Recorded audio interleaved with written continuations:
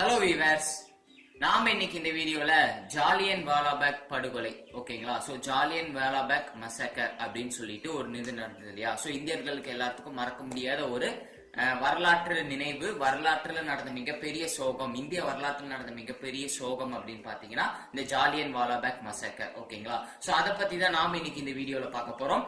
நான் உங்க ஹரிபிரசாத், இது உங்க தமிழ் ஹெல்த் கிரியேஷன் சேனல். வீடியோக்குள்ள போகலாம் வாங்க. இன்னைக்கு இந்த வீடியோல ஜாலியன் வாலாபாக் படுகொலை பத்தி தான் பார்க்க போறோம். சோ அதை பத்தி பாக்குறதுக்கு முன்னாடி இது எங்க நடந்துச்சு, இந்தியாவில நடந்தது, இந்தியாவில எந்த இடத்துல நடந்ததுன்னு சில பேருக்கு தெரியாம இருக்கும் இல்லையா. சோ அது எங்க நடந்துச்சு அப்படின்னு பாத்தீங்கன்னா பஞ்சாப்ல தான். சோ இந்தியாவில இப்ப பஞ்சாப் ஸ்டேட் இருக்கு இல்லையா. சோ பஞ்சாப் ஸ்டேட்ல அம்ரிட்சர் அப்படின்னு சொல்லிட்டு ஒரு இடம் இருக்கு ஓகேங்களா. அம்ரிட்சர் அப்படின்னு சொல்லிட்டு ஒரு இடம் இருக்கு பஞ்சாப்ல. சோ அந்த இடத்துலதான் இந்த சம்பவம் வந்து நடக்குது ஓகேங்களா. சோ அந்த இடத்துல ஜாலியன் வாலாபாக் அப்படின்னு சொல்லிட்டு ஒரு இடத்துல நடக்குது. இது எப்ப நடந்தது அப்படின்னு பாத்தீங்கன்னா 1919 ஏப்ரல் 13 தான் இந்த சம்பவம் நடக்குது ஓகேங்களா. சோ அதுவும் நேரம் எப்பன்னு பாத்தீங்கன்னா கிட்டத்தட்ட ஒரு 6:30 மணி, சாயங்காலம் ஈவினிங் ஒரு 6:30 மணிக்கு பக்கம் அந்த சம்பவம் நடக்குது, இந்த படுகொலை சம்பவம் நடக்குது ஓகேங்களா. எங்கன்னா பஞ்சாப்ல அம்ரிட்சர் ஜாலியன் வாலாபாக் அப்படிங்கிற ஒரு இடத்துல ஓகேங்களா. சோ ஏப்ரல் 13 1919 நடக்குது. சோ இந்த ஜாலியன் வாலாபாக் அப்படின்னா என்ன அர்த்தம், அம்ரிட்சர்ல நடக்குது, அதுல இந்த ஜாலியன் வாலாபாக்னா என்ன அப்படின்னு கேட்டீங்கன்னா அது ஒண்ணும் கிடையாதுங்க. அது வந்து கிட்டத்தட்ட ஒரு 6 to 7 ஏக்கர் பக்கம் இருக்கிற ஒரு நிலம் ஓகேங்களா. சோ அது வந்து 6 to 7 ஏக்கர் நிலம் இருக்கும். சோ அதை சுத்தி சின்ன சின்ன வீடுகள், பெரிய பெரிய செவர்கள், கிட்டத்தட்ட ஒவ்வொரு செவரு பாத்தீங்கன்னா ஒரு 10 feet 10 அடி உயரம் உள்ள ஒரு செவரு மாதிரி ஒரு 6 to 7 ஏக்கர் நிலத்தை சுத்தி ரவுண்ட் பண்ணி இருக்க மாதிரி, கிட்டத்தட்ட சொல்லணும்னு வச்சுக்கோங்களேன் ஒரு ஸ்டேடியம் மாதிரி வச்சுக்கலாம். இப்ப ஜெனரலா ஒரு கிரிக்கெட் ஸ்டேடியம் இருக்கு மாதிரி அது ஒரு ஸ்டேடியம் மாதிரி, ஒரு இடம் மாதிரி. சோ அந்த ஒரு 6 to 7 ஏக்கர் நிலம் ஓகேங்களா, காலியான நிலம். சோ அதை சுத்தி பெரிய 10 அடி உயரம் உள்ள வரைக்கும் வால்ஸ் இருக்கும். அப்புறம் சின்ன சின்ன வீடுகள், பில்டிங்ஸ் எல்லாம் நிறைய கட்டியிருக்காங்க ஓகேங்களா. சோ இதை வந்து எதுக்காக யூஸ் பண்ணாங்க அப்ப வாழ்ந்த மக்கள் அப்படின்னு கேட்டீங்கன்னா சின்னதாங்க ஒண்ணும் கிடையாது. இப்ப ஏதாவது ஒரு மார்க்கெட், அந்த மாதிரி ஏதாவது மார்க்கெட், சந்தை, அப்புறம் ஏதாவது ஒரு ஜென்ரலா ஏதாவது ஒரு மீட்டிங் நடக்கிற மாதிரி இருந்தா அங்கதான் நடக்கும். அதே மாதிரி ஏதாவது ஒரு ஃபங்க்ஷன், சின்ன ஒரு ஃபங்க்ஷன், கோவில் ஃபங்க்ஷன் மாதிரி ஏதாவது ஒரு ஃபங்க்ஷன் மாதிரியோ, இல்ல இந்த மாதிரி மார்க்கெட் இல்ல இம்பார்ட்டன்ட் ஏதாவது ஒரு மீட்டிங் நடக்கணும் அப்படிங்கிற விஷயத்துக்கு அந்த ஜாலியன் வாலாபாக் அப்படிங்கிற அந்த இடத்த வந்து யூஸ் பண்ணிட்டு இருந்திருக்காங்க ஓகேங்களா. சோ அந்த பஞ்சாப் மக்கள். சோ இப்ப அந்த ஜாலியன் வாலாபாக்ங்கிற அந்த இடத்துல இந்த சம்பவம் நடந்திருக்கு ஓகேங்களா. சோ இந்த சம்பவம் வந்து இங்கதான் நடந்தது, அதை பத்தி பார்த்துட்டோம். இந்த சம்பவம் நடக்கிறதுக்கு என்ன ரீசன், எதனால இந்த சம்பவம் நடந்துச்சு அப்படிங்கறது தான் பத்தி தான் நாம இனி பார்க்க போறோம். எதனால நடந்துச்சு அப்படின்னு கேட்டீங்கன்னா கிட்டத்தட்ட 1919 அந்த வருஷம் கரெக்டா ஏப்ரல் 13 இந்த சம்பவம் நடக்குது. சோ அதுக்கு முன்னாடி தான் இந்த பிரிட்டிஷ்க்கு வந்து ரவுலட் ஆக்ட் அப்படின்னு சொல்லிட்டு ஒரு ஆக்ட கொண்டு வந்தாங்க. அது வந்து மிலிட்டரியில இந்தியன் ஆர்மியை சேர்க்கிற மாதிரி அது ஒரு அதுக்கு சம்பந்தமான ஒரு ஆக்ட், ரவுலட் ஆக்ட் அப்படின்னு சொல்லிட்டு. சோ அந்த காலகட்டங்கள் ஒரு 1918 1919 அந்த காலகட்டங்கள்ல என்னாச்சு அப்படின்னு பாத்தீங்கன்னா நிறைய பிரச்சனை, அந்த ரவுலட் ஆக்டுக்கு எதிர்ப்பு தெரிவிச்சு நிறைய போராட்டம் நம்ம இந்தியன் மக்கள் வந்து நடத்திட்டு இருந்தாங்க ஓகேங்களா. சோ அந்த 1919 ஏப்ரல் மாசம் அந்த கட்டத்துல எல்லாம் ரொம்ப நிறைய இது பிரச்சனைகள் நடந்துட்டு இருந்தது ஓகேங்களா. சோ அதனால இந்த பிரச்சனையிலிருந்து சுமூகமா இந்த பிரச்சனை தடுக்கணும் அப்படிங்கிறதுக்காக தான் அந்த டைம்ல வந்து 144, அதாவது இப்போ 144 ஊரடங்கு போட்டிருக்காங்கல்ல. சோ அந்த மாதிரி அப்போ வந்து பிரிட்டிஷ்ல ஒண்ணு போடுறாங்க, அது பஞ்சாப்ல அதுவும் மெயினா வந்து இந்த ரவுலட் ஆக்டுக்கு எதிரான போராட்டம் மெயினா எங்கெங்க நடக்குதுன்னா பஞ்சாப்லயும் பெங்கால், வெஸ்ட் பெங்கால் சொல்றோம் இல்லையா. சோ இந்த 2 ஸ்டேட்ல தான் ரொம்ப அதிகமா பிரச்சனை நடந்துட்டு இருந்தது. சோ பஞ்சாப்ல அதிகமா நடக்கிறதுனால அந்த பஞ்சாப்ல வந்து என்ன பண்ணிட்டாங்கன்னா அந்த மாதிரி ஒரு சின்ன ஒரு ஊரடங்கு மாதிரி பாஸ் பண்ணிட்டாங்க. சோ இந்த மாதிரி ஒரு 4 பேருக்கு மேல வெளியில நின்று தொடர்ந்து பேசக்கூடாது, சோ இந்த மாதிரி எல்லாம் பண்ணக்கூடாது, அந்த மாதிரி எல்லாம் சில ரூல்ஸ் வந்து போட்டாங்க. சோ இந்த மாதிரி போராட்டங்களை தடுக்கிறதுக்காக ஓகேங்களா. சோ அப்படிங்கிறப்ப பஞ்சாப்ல அந்த மாதிரி ரூல்ஸ் வந்து அப்ப அந்த ஏப்ரல் மாசம் அந்த டைம்ல வந்து போட்டிருந்தாங்க ஓகேங்களா. சோ அப்ப இருந்தப்ப என்னாச்சு அப்படின்னு கேட்டீங்கன்னா கரெக்டா ஏப்ரல் 13 தான் வைசக்தி அப்படின்னு சொல்லிட்டு ஒரு ஃபங்க்ஷன். இது வந்து ஹிந்துக்களும் சீக்கியர்கள் அப்படின்னு சொல்லிட்டு அந்த மதத்தை சேர்ந்தவங்களும் கொண்டாடுற ஒரு ஃபங்க்ஷன் வைசக்தி அப்படின்னு சொல்லிட்டு. சோ அந்த ஃபங்க்ஷன் வந்து ஏப்ரல் 13 தான் அந்த வருஷம் கொண்டாடுறாங்க. சோ அந்த ஃபங்க்ஷன் கொண்டாடுறதுக்காக தான் இங்க மக்கள் வந்து தெரியாம கூட்டிட்டாங்க. ஆக்சுவலா இந்த மாதிரி வந்து ஊரடங்கு போட்டிருக்காங்க, இந்த மாதிரி 4 பேருக்கு மேல ஒரு இடத்துல குரூப்பா நின்று ஒரு மீட்டிங் போடக்கூடாதுங்கிறத அனௌன்ஸ் பண்ணிட்டாங்க.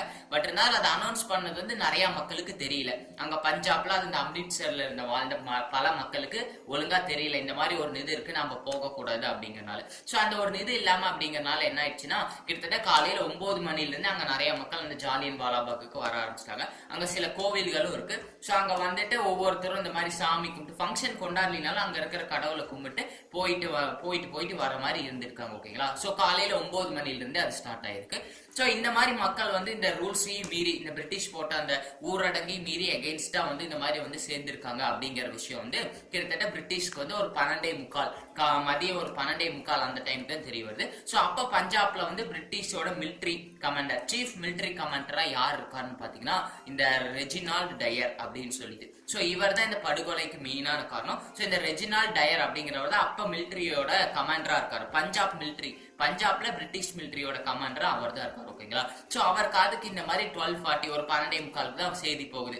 இந்த மாதிரி ஊர்ல ஜாலியன் வாலாபாக் அப்படிங்கிற இடத்துல இந்தியன் மக்கள் நிறைய மக்கள் மீட்டிங் மாதிரி கூட ஆரம்பிச்சிட்டாங்க அப்படின்னு சொல்லிட்டு. சோ இவங்க வந்து ஆல்ரெடி இந்த பிரச்சனை வர போயிட்டு இருக்கு இல்லையா, இந்த ரோப்லட் ஆக்டுக்கு எதிராக. சோ இந்த மாதிரி ஒரு பிரச்சனையே தான் இருக்குங்கிற மாதிரி அவர் நினைச்சுக்கிறாங்க, பிரிட்டிஷ்காரங்களும் நினைச்சுக்கிறாங்க. சோ இதனால இந்த பிரச்சனை எப்படியாவது சால்வ் பண்ணணும்னு அவர் ஒரு 1:30 மணிக்கு அவர் பேஸுக்கு போயிட்டு அங்கிருந்து யோசிச்சுட்டு இருக்காரு எப்படி இதை வந்து ஹேண்டில் பண்ணலாம் அப்படின்னு சொல்லிட்டு. ஓகேங்களா. சோ இந்த சைடு வந்து அந்த மக்கள் இந்த மாதிரி இங்க வந்தது வரக்கூடாது அப்படிங்கறது தெரியாம அங்க இருந்த அப்பாவி மக்கள் வந்து இந்த மாதிரி கடவுளை கும்பிட்டு அங்க கொஞ்ச நேரம் அப்படியே சின்ன சின்ன மீட்டிங் மாதிரி போட்டு கிளம்பி வந்துட்டு போயிட்டு இருக்கிற மாதிரி மொத்தத்துல அங்க மீட்டிங்ல வந்து ஆளுங்கெல்லாம் அந்த ஜாலியன் வாலாபாக்ல சேர்ந்துகிட்டே இருக்காங்க. ஓகேங்களா. சோ இந்த டைம்ல என்னாச்சு அப்படின்னு பாத்தீங்கன்னா, கிட்டத்தட்ட ஒரு சாயங்காலம் ஒரு 5 மணிக்கு மேலதான் அங்க இருந்து வர ஆரம்பிச்சிட்டாங்க. எங்க அப்படின்னு பாத்தீங்கன்னா, அந்த ரெனால்ட் டயர் அப்படிங்கிறவர் ஏரோப்ளைன் மூலியமா அந்த பஞ்சாப்ல வேற ஒரு இடத்துல இருந்து அந்த அம்ரிட்சர், அந்த ஜாலியன் வாலாபாக் அந்த இடத்துக்கு வந்து ஏரோப்ளைன் மூலியமா வந்துடுறாரு. ஓகேங்களா. சோ அவர் வந்ததுக்கு அப்புறம் அவர் வரப்பவே கிட்டத்தட்ட ஒரு 90 சோல்ஜர்ஸ் பக்கம் கூட்டிட்டு வந்துட்டாங்க. ஓகேங்களா. சோ இப்ப இந்த ஜாலியன் வாலாபாக்ல மொத்தம் 5 எக்ஸிட் இருக்குங்க. ஓகேங்களா. 5 எக்ஸிட் இருக்குமா. சோ 5மே ரொம்ப நேரோவான எக்ஸிட், ரொம்ப குறுகிய பாதை தான் இருக்கும். சோ அதுல நார்மலா ஜென்ரலா 4 எக்ஸிட் எப்பவும் மூடிதான் இருக்குமா. அந்த சமயத்துல ஒரே ஒரு எக்ஸிட் மட்டும் தான் திறந்திருக்கும் வெளியே போறதுக்கு. சோ அந்த ஒரே ஒரு எக்ஸிட்டுக்கு முன்னாடி வந்து பெரிய டேங்கர் வண்டி மாதிரி நிறுத்தி வச்சுட்டாங்க. ஓகேங்களா. சோ பெரிய ஒரு டேங்கர் வண்டி மாதிரி, மெஷின் கன் இருக்கிற டேங்கர் வண்டி மாதிரி முன்னாடி கொண்டாந்து நிறுத்தி வச்சுட்டாங்க. சோ அங்க நிறுத்தி வச்சதுனால இப்ப அந்த இருக்கிற ஒரு நேரோ எக்ஸிட் வழியும் மக்கள் வெளியில போக முடியாது. சோ அந்த வழியை அடிச்சிட்டாங்க. அந்த வழியை அடைச்சதுக்கு அப்புறம் அங்க ரெனால்ட் டயர் வந்து அந்த இடத்துல வந்து இறங்குறாங்க. கிட்டத்தட்ட அவர் வந்து இறங்கின டைம் எப்பன்னு பாத்தீங்கன்னா 6:30 மணி பக்கம். ஓகேங்களா. சோ 6:30 மணிக்கு வந்து இறங்கினதுக்கு அப்புறம் கிட்டத்தட்ட 90 சோல்ஜர்ஸோட வந்து இறங்குறாரு.